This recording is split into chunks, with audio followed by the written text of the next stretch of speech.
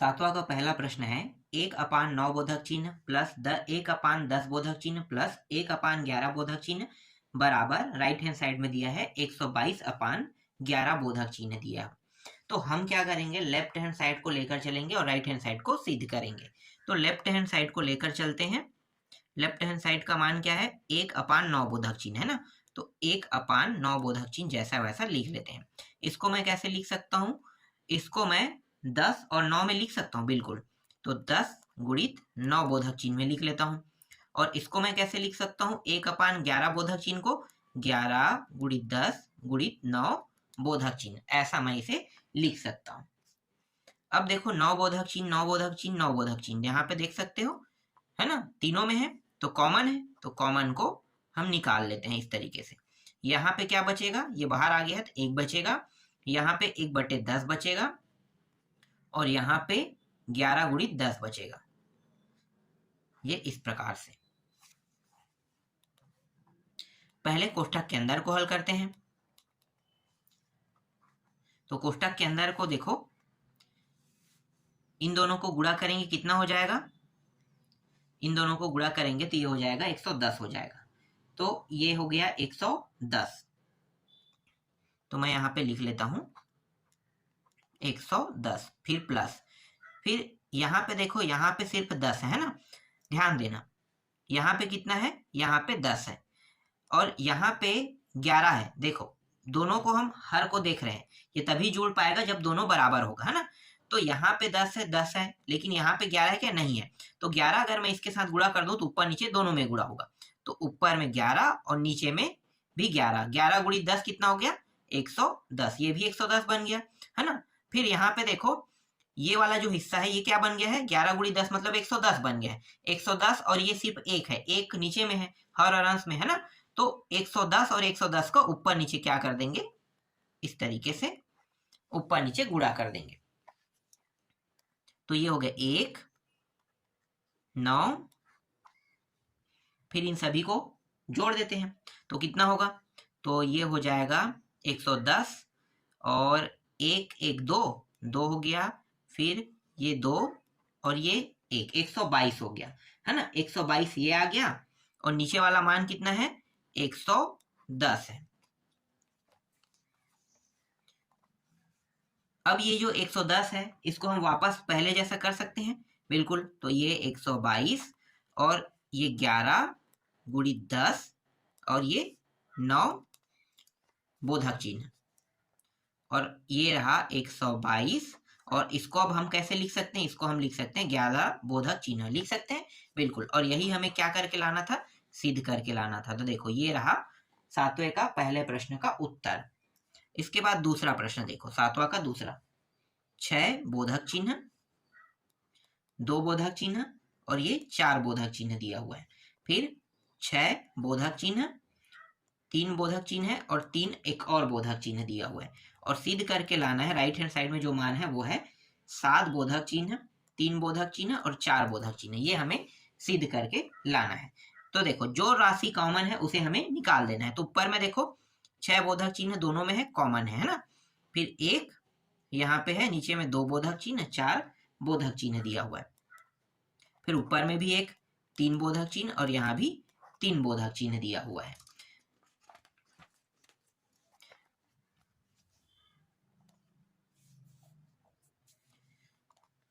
छह बोधक चिन्ह और एक ये 2 बोधक चिन्ह, और इसको हम कैसे लिख सकते हैं, 4 है ना इंटू 3 बोधक चिन्ह मैं लिख सकता हूं, बिल्कुल।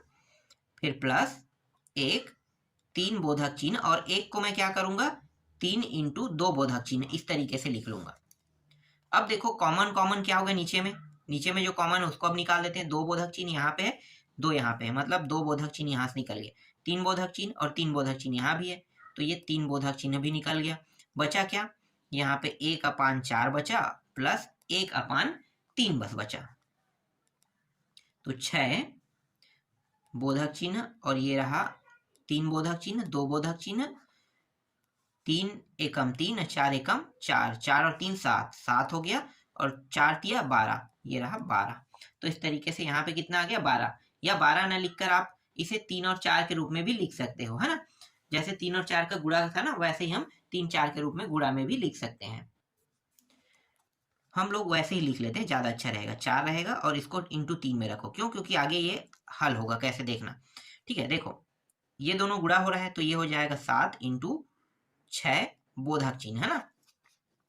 ये 4 है, 4 के बाद 3 2 1 वाला आता है ना। तो 4 के बाद 3 2 1, तो ये फिर से क्या हो जाएगा, 4 बोधक चिन्ह, और ये 2 और 3, तो 3 के बाद 2 बोधक चिन्ह आता है, तो ये 3 बोधक चिन्ह बन जाएगा, है ना। तो अब क्या करेंगे, इन दोनों को एक साथ लिख लेते हैं कि 7 गुणित 6 बोधक चिन्ह है, इसका मतलब ये है 7 बोधक चिन्ह है, क्योंकि ये आगे की संख्या क्या है, 7 है। और ये जो नीचे में दिया है वो कितना है, 3 बोधक चिन्ह और 4 बोधक चिन्ह। यही क्या है, इस प्रश्न का उत्तर है। तो इस तरीके से आपका दूसरा प्रश्न भी बन गया। अब देखो तीसरा प्रश्न, n बोधक चिन्ह n प्लस 2 दिया हुआ है और राइट हैंड साइड में n बोधक चिन्ह प्लस n प्लस 1 बोधक चिन्ह दिया हुआ है। हम क्या करेंगे, इस बार राइट हैंड साइड को लेकर जाएंगे, क्यों? क्योंकि यहाँ पे देखो 2 बोधक चिन्ह का उपयोग हुआ है, तो आसानी से हम इसको हल कर सकते हैं। तो राइट हैंड साइड को लेकर चल रहे हैं, तो n बोधक चिन्ह फिर प्लस n प्लस 1 बोधक चिन्ह, है ना, हम इसको उपयोग कर रहे हैं। तो चलो हल करते हैं। तो ये n बोधक चिन्ह जैसा है वैसा रहने देते हैं। फिर यहाँ पे देखो n प्लस 1 है, तो मैं क्या करूंगा, इसके जो नीचे वाले नंबर है ना, वो क्या होता है, n प्लस 1 के बाद जो नीचे वाला नंबर है हम उनका उपयोग करेंगे। तो एक तो है n प्लस 1 है और एक होता है इंटू n बोधक चिन्ह, इस तरीके से। ठीक, ये और ये देखो दोनों है, प्लस संख्या के बाद तो कॉमन क्या हो गया, n बोधक चिन्ह कॉमन हो गया, बड़ा कोष्टक के अंदर लिखो। इसके जगह में कितना आएगा, 1 आएगा, क्योंकि ये बाहर आ गया है। और यहाँ पे क्या बचा है, देखो प्लस n प्लस 1 बचा है ना। तो ये n बोधक चिन्ह, ये n प्लस 2, तो n बोधक चिन्ह और n प्लस यहाँ पे कितना है, 2 हो रहा है। तो उत्तर क्या आ गया, n बोधक चिन्ह और n प्लस 2, यही क्या है, इस प्रश्न का उत्तर है। देख सकते हो लेफ्ट हैंड साइड यही है ना, तो लेफ्ट हैंड साइड जो प्राप्त हुआ वो मान देख सकते हो। ठीक है, तो ये इस तरीके से तीसरा भी बन गया। चलो अब चौथा प्रश्न देखो। तो चौथा प्रश्न है n बोधक चिन्ह n माइनस r बोधक चिन्ह, और सिद्ध करके लाना है n माइनस 1 n माइनस 2 फिर n माइनस r माइनस 1, ये हमें सिद्ध करके लाना है। तो लेफ्ट हैंड साइड को लेकर चलते हैं, बहुत आसान प्रश्न है। ये जो n बोधक चिन्ह है इसको n माइनस r बोधक चिन्ह तक के क्या करेंगे, गुणा करते जाएंगे, है ना। तो ये n हो गया, फिर n माइनस 1, फिर n माइनस 2, इसको हम गुणा करते जा रहे हैं, फिर ये लगातार होते जा रहा है, फिर n माइनस r माइनस 1, और अंतिम जो है वो n माइनस r बोधक चिन्ह तक के जाएगा। और नीचे में क्या है, n माइनस r बोधक चिन्ह दिया है, ये और ये कट गया। देखो जो मान बचा ऊपर में, यही क्या है, इसके उत्तर है ना, राइट हैंड साइड। तो बस उतना ही करना है, तो मैं डायरेक्ट वहां पे उत्तर लिख देता हूँ। ठीक, इस तरीके से चौथा भी कंप्लीट हो गया। अब आठवां देखते हैं। आठवां का पहला प्रश्न देखते हैं। तो आठवां का पहला प्रश्न है 2x और बोधक चिन्ह दिया हुआ है, और ये 3 बोधक चिन्ह, 2x माइनस 3 बोधक चिन्ह, फिर अनुपात दिया हुआ है x बोधक चिन्ह 2 बोधक चिन्ह, फिर x माइनस 2 बोधक चिन्ह बराबर 44 अनुपात 3 दिया हुआ है। इसमें हमें निकालना क्या है, इसमें हमें सिर्फ x का मान निकालना है। ठीक है, चलो हल करते हैं। तो देखो ये जो 2x है और बोधक चिन्ह है, इनको हम कैसे लिख सकते हैं। तो देखो 2x आपको इस तरीके से लिखना है, फिर 2x माइनस 1, पीछे होते जाएगा ना, 2x के बाद क्या आता है, 2x माइनस 1 आता है, फिर माइनस 2, फिर माइनस 3, है ना। तो 2x माइनस 2, फिर 2x माइनस 3 तक के जाएगा, क्योंकि यहाँ पे देखो 3 तक के दिया है ना। फिर 3 बोधक चिन्ह 2x माइनस 3, और ये रहा बोधक चिन्ह, ये और ये काट दो। ठीक है, ये खत्म। अब बचा क्या है, ये वाला अनुपात लगा दो फिर से, फिर ये x, इसको भी हम पीछे करते जाएंगे, कहाँ तक करेंगे, इनको करेंगे x माइनस 1 और x माइनस 2 तक के करेंगे, और ये 2 बोधक चिन्ह और ये x माइनस 2, ये बोधक। ठीक है, ये दोनों कट गया। फिर पीछे में मान क्या बचा है, 44 अनुपात 3 है, तो 44 बटा 3 के रूप में मैं इसे लिख सकता हूँ, है ना। तो 44/3 के रूप में मैंने इसे लिख लिया। ठीक, अब इनको देखो और इनको देखो, और इनको लिख कैसे सकते हैं? तो देखो 2x 2x minus 1 2x minus 2 है ना, और ये 3 बोधक चिन्ह। ये जो है ये क्या है, अनुपात में है। अनुपात में मतलब इसके बटा में आएगा, है ना, इसके बटा में आएगा। तो इसके बटा में आएगा, इसका मतलब मैं इसे गुणा के रूप में लिख लेता हूँ।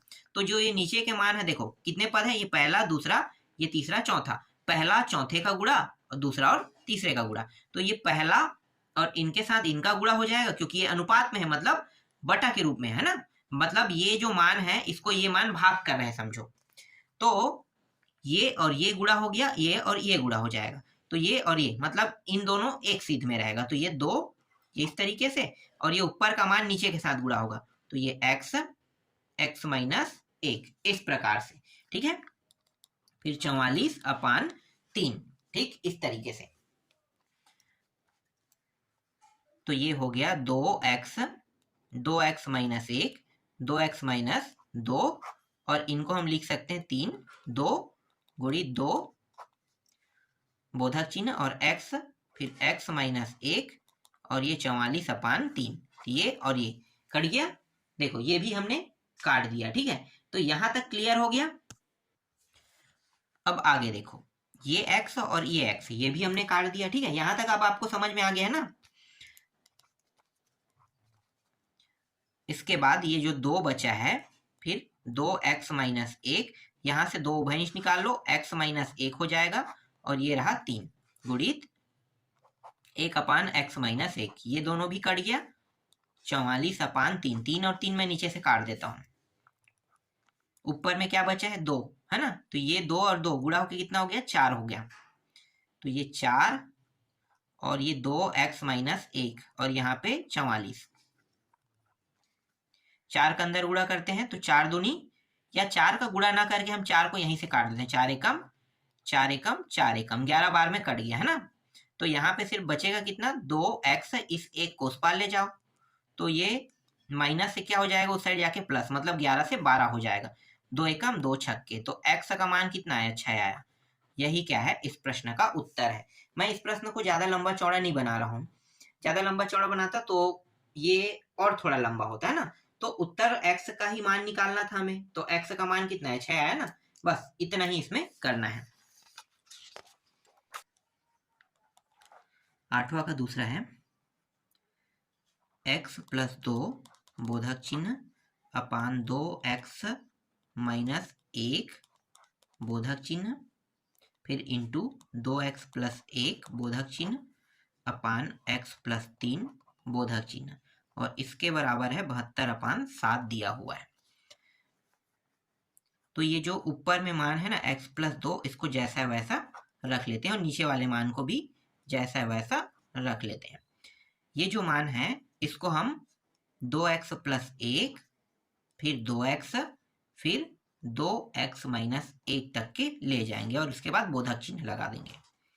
और यहाँ ये जो मान है x प्लस 3 जो है ना, इसको हम x प्लस 3 और x प्लस 2 तक के लिखेंगे, ये इस तरीके से। और यहाँ पे 72/7 हो जाएगा। ये और ये कट गया, ये और ये कट गया। फिर इन दोनों का गुणा कर देते हैं, तो ये हो जाएगा 2x और 2x मतलब 4, और x क्या हो जाएगा, वर्ग, 4x का वर्ग, फिर प्लस इसके साथ भी गुणा, तो 2x, नीचे वाला मान क्या है, x प्लस 3 है, और यहाँ पे 72 कितना दिया हुआ है, 7 दिया हुआ है। अब इनका गुणा इनके साथ, इनका गुणा इनके साथ कर देते हैं, तो ये हो जाएगा 7 चौक 28 x का वर्ग प्लस 7 दूनी 14x बराबर इनका गुणा इनके साथ, तो ये 72x प्लस 72 तिया 3 दूनी 6 7 14 7 21, तो ये हो जाएगा 216। इसको ये जो दोनों मान है इसको इस साइड ले आते हैं ना, तो ये 28x का वर्ग, ये हो जाएगा 14x माइनस 72x, और ये माइनस 216। 28x का वर्ग घटाएंगे तो ये हो जाएगा 8 और 5 58, और ये माइनस 216। 2 के पहाड़ ऐसे कट रहा है तो काट दो सभी को। तो ये हो गया 14 एक्स का वर्ग माइनस ये हो जाएगा 29 एक्स और ये हो जाएगा 108 इतना।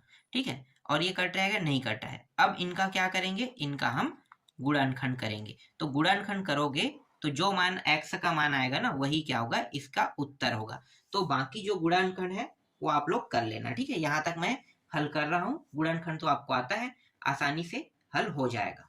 चलो अब अगला प्रश्न देखते हैं। इसके बाद 9वां प्रश्न है, 1 मिनट रुकना। 9वां का पहला प्रश्न, 9वां का पहला प्रश्न में ज्ञात क्या करना है, n ज्ञात कीजिए कह रहा है, कीजिए। तो पहला जो प्रश्न है वो है n+2 बोधक चिन्ह है, फिर 60, फिर बड़ा कोष्टक, फिर n-1 और बोधक चिन्ह इस तरीके से। ठीक है, चलो हल करते हैं।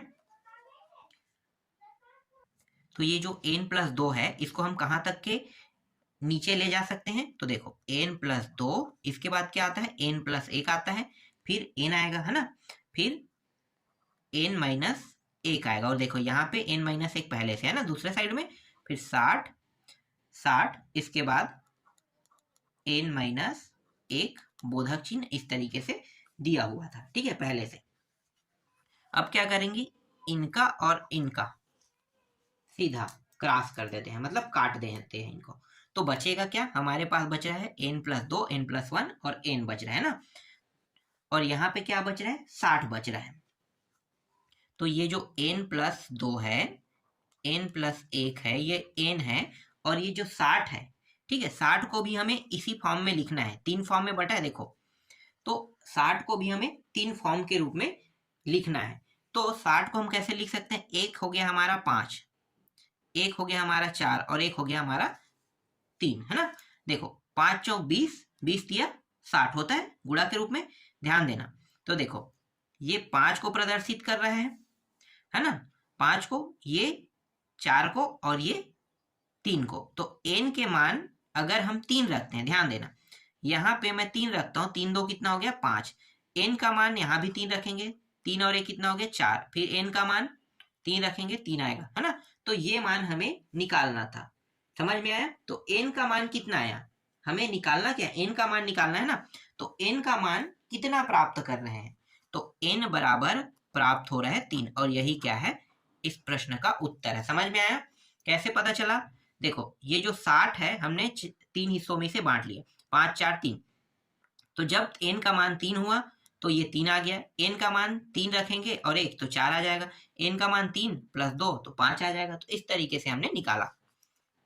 इसके बाद दूसरा प्रश्न देखो, n+1 बोधक चिन्ह, फिर 90, फिर n-1 बोधक चिन्ह, और ये इस तरीके से। ठीक है, तो ये प्रश्न है, चलो इसको भी हल करते हैं। तो ये जो n+1 फिर n फिर n-1 तक के हम इसे लिखेंगे, फिर 90, फिर n-1, ये रहा, ये और ये कट गया। देखो 2 हिस्सों बस में अब करना है हमें, है ना, 2 हिस्सों में n+1 और n बस में 2 हिस्सों में करते हैं। तो हम ऐसा क्या माने, है ना, हम ऐसा क्या माने कि n का मान हमें प्राप्त हो जाए। तो देखो इसको मैं 9 × 10 लिख सकता हूँ, या 10 × 9 ऐसा कह सकते हो, है ना। तो देखो 9 रखेंगे और 9 और 1 कितना हो गया 10 हो रहा है।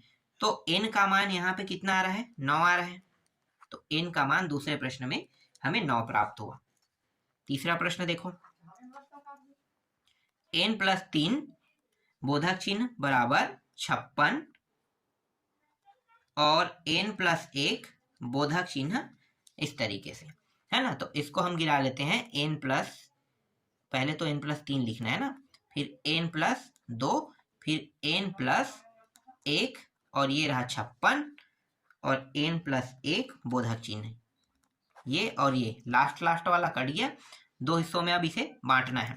तो ये n+3 और n+2 और ये 56 जो है इसको 2 हिस्सों में हमें लिखना है। तो 2 हिस्सों में लिखेंगे तो कैसे लिख सकते हैं? तो इसे लिखने के लिए मैं क्या करूंगा, पहले इन दोनों का गुणा करूंगा। ये गुणनखंड विधि से ही हल हो सकता है, क्योंकि यहाँ पे पीछे में n अकेला नहीं दिया है तो हम आसानी से इसे नहीं निकाल सकते ना। तो इसलिए क्या करेंगे, गुणनखंड विधि का उपयोग करेंगे। इन दोनों को गुणा करेंगे तो n का वर्ग, फिर ये n 3n और ये 2n, फिर 3 दूनी 6 और ये रहा 56। तो n का वर्ग प्लस 3 दो 5 n प्लस 6 माइनस इस साइड ले आएंगे तो 56 माइनस में हो जाएगा, है ना। फिर n का वर्ग प्लस 5n और ये घट जाएगा तो ये हो जाएगा माइनस 50। इस तरीके से n का वर्ग और ये रहा प्लस 10n माइनस 5n और माइनस 50 बराबर 0। जोड़ा बना लो तो ये n बाहर निकल गया, n प्लस 10 आ गया यहाँ पे, फिर माइनस बाहर निकाल देते हैं और 5 को भी, और ये n प्लस 10 यहाँ पे बचेगा बराबर 0।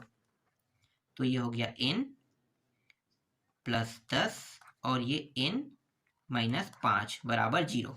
दो खंड कर लेते हैं, n प्लस 10 बराबर 0 पहले लेते हैं तो n बराबर माइनस में 10 आ रहा है। तो ये मान माइनस में आ रहा है इसलिए ये संभव नहीं है, संभव नहीं है लेना, ठीक है। इसलिए ये इसका उत्तर नहीं हो सकता। n का मान माइनस 10 कभी भी नहीं हो सकता। n माइनस 5 बराबर 0 तो n बराबर 5। तो ये जो मान है प्लस में आ रहा है इसलिए n का मान क्या होगा, 5 होगा। तो ये इस प्रश्न का उत्तर है। तो इस तरीके से प्रश्नावली 14.2 पूरा कंप्लीट हो गया। इसके बाद प्रश्नावली 14.3 को देखेंगे।